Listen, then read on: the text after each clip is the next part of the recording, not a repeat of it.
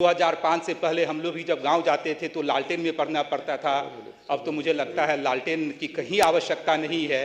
थोड़े बहुत घर में जो लालटेन की आवश्यकता है वही लालटेन के समर्थक हो सकते हैं और हर घर में जैसे बिजली आदरणीय नीतीश कुमार जी ने पहुंचाने का काम किया। और मैं एक बात कहना चाहता हूं नए गृह मंत्री जी से, अगर राज्य के हित में कोई भी निर्णय लेने पड़े, थोड़ा बहुत कठिनाई लोगों को हो सकती है, लेकिन लंबे टर्म के लिए सबको फायदा मिलेगा।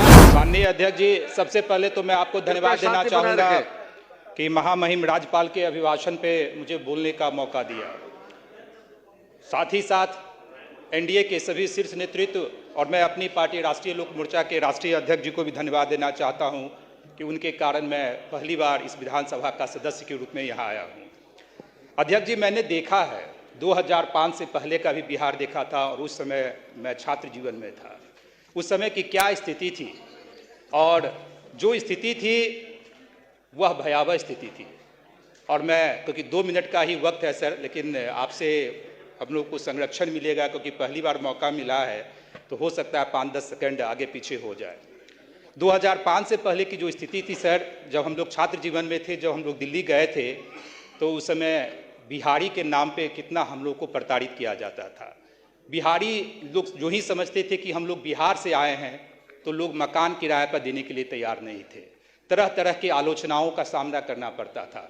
लेकिन जब 2005 में जब सरकार बनी नीतीश जी की, और उसके बाद से जो परसेप्शन चेंज हुआ अपने बिहारियों को लेकर, आज मैं गर्व से कहता हूँ, जब पासपोर्ट पे भी लिखता हूँ कि हम बिहार के हैं तो गर्व के साथ लिखते हैं। आदरणीय नीतीश कुमार जी ने 2 बहुत महत्वपूर्ण काम किए अध्यक्ष जी।